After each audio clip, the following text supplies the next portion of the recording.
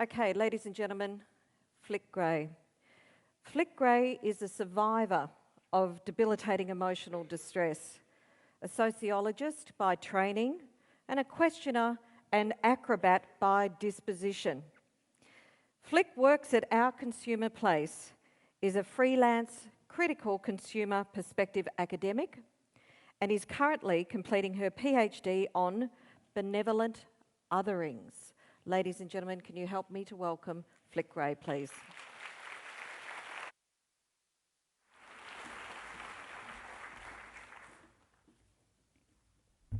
Hi everyone.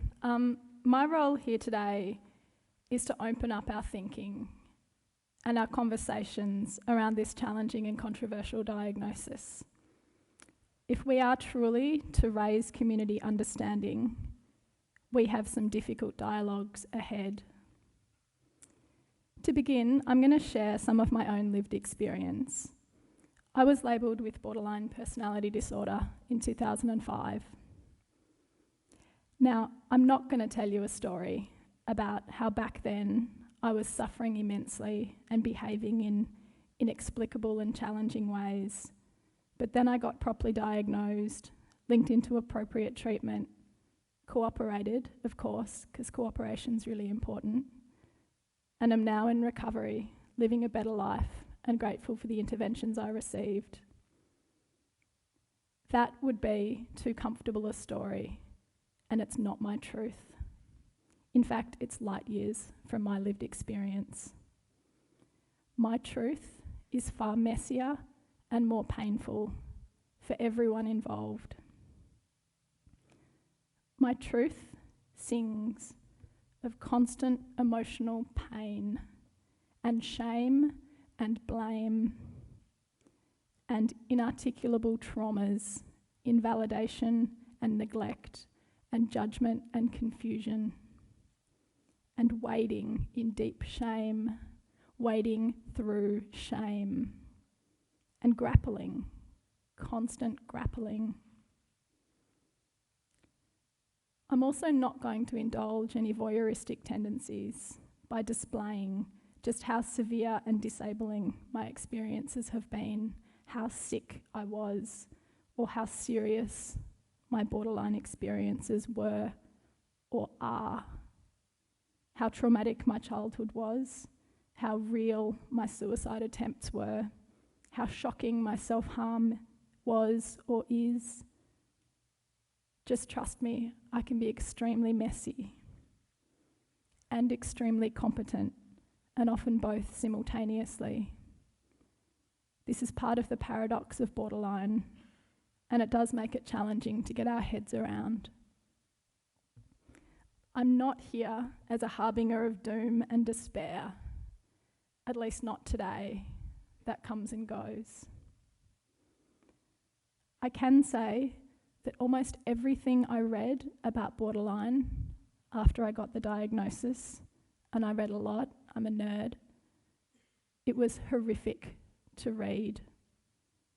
I read everything from textbooks to pop psychology, current journal articles to anti-stigma materials from all the major mental health charities. It wasn't until I came across the work of Miranda Epstein that I found any non-shaming explanations of my distress, explanations that didn't objectify me, deeply invalidate me, blame me and shame me. Miranda, you opened up space for me to be able to speak, and I am profoundly grateful. And later I read Kira Van Gelder's wonderful book, The Buddha and the Borderline. That was soul food for me, and my soul had been broken. Borderline is what I call someone else's diagnosis. It's not mine. It's an account of my experiences from someone else's perspective. It colonises my experiences, but actually says more about your experiences than mine. Gunderson has described the borderline diagnosis as collective countertransference. So, has the BPD diagnosis been useful to me? Yes and no. It has certainly politicised me. As an observation of patterns of my behaviour, it was a revelation. As an explanation of my pain and shame, it hasn't been that useful. Developmental trauma, neglect, and invalidation have been far more useful explanations for me. As a tool to guide service provision and supports, it has been worse than unhelpful. It has been used to exclude me, neglect me, and shame me. In other words, it has been re-traumatising. But my experiences with borderline have opened up new and profound spaces. Borders are always uncomfortable and productive spaces. Why else do we talk so fervently in this country about border protection, as if a handful of desperate people at the borders could possibly threaten our national security? I suggest to you that borderline, like all borders, is rich and intriguing, and that it shines a light on much broader tensions in our mental health system, in our emotional lives, and in our communities. There's a beauty in that complexity that I want to hold. I refuse to simplify the paradoxical truths I hold in my own body, or turn my back on this richness so that other people can feel comfortable and hopeful. So today, I want to speak of discomfort and its value.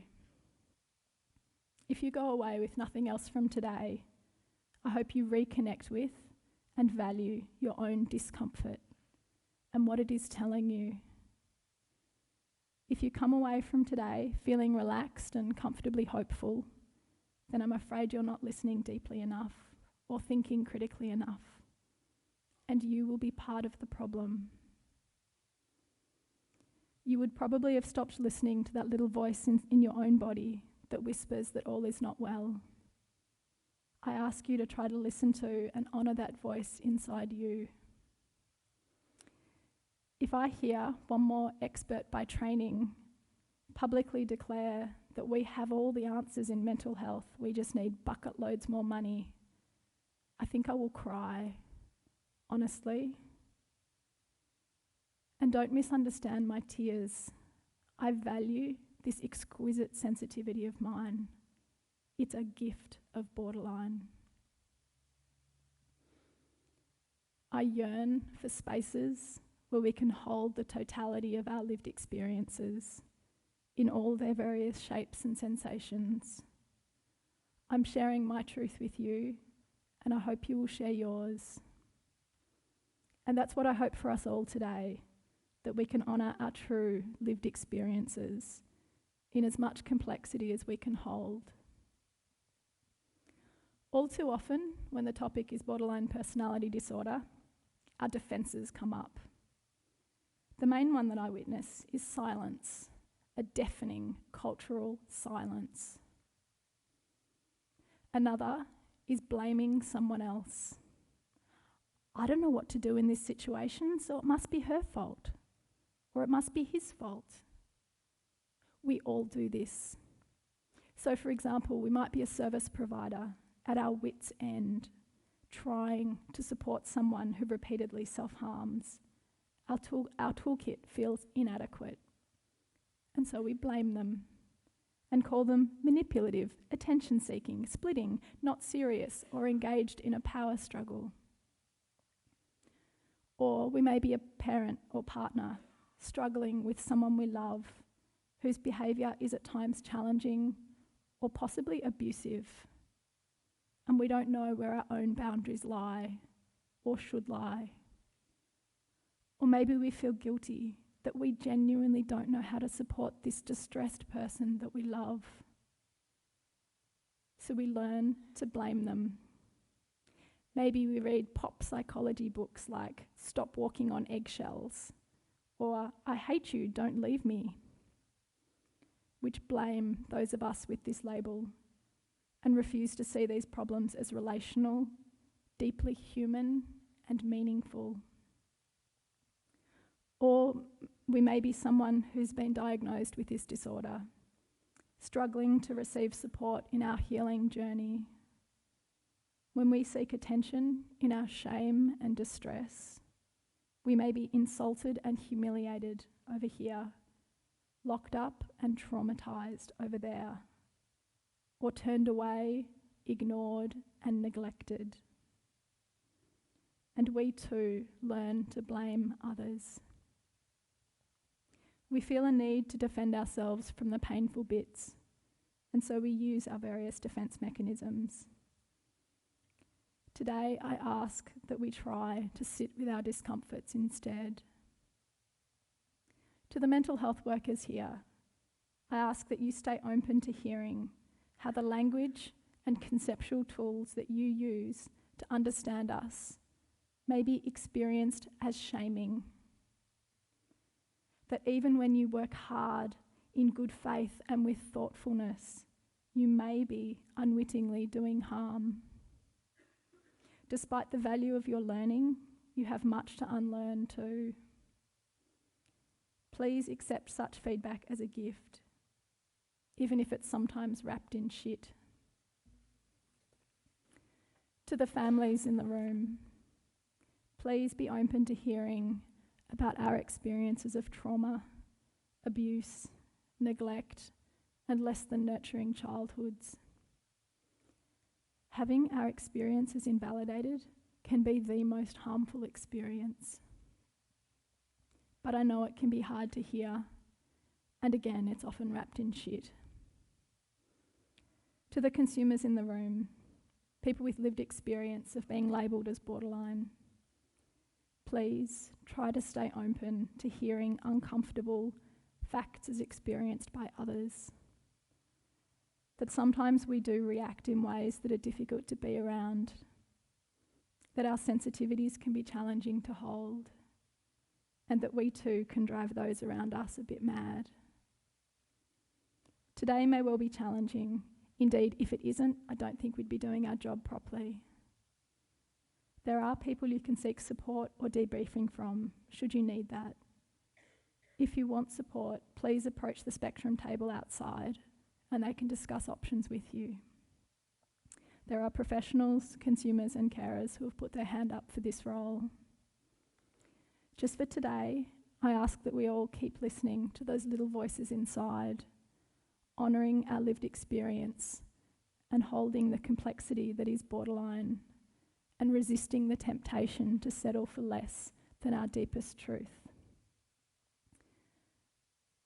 I wasn't sure that I'd keep going with my talk at this point, but I understand some space has opened up in the program, so I'm going to take the liberty to speak a little bit longer. It's 2 minutes exactly. One of the most healing paths that I've explored is spoken word poetry. For this medium is expansive enough to hold my multiple truths. So here's one I prepared earlier. Strange and beautiful things grow, is what it's called. Strange and beautiful things grow where there has been a pond of tears. I water them with a watering can. Strange and beautiful things grow where there has been a heaping of shit and blood and sweat and tears. With constant churning, deep inhalation and the passing of time, abjection nourishes new growth. Some clumps don't soften, remain hard. Strange, beauty, growing. Strangely, beautiful things blossom where there has been a withering, an apparent paralysis and closing down, breaking down, life withdrawal.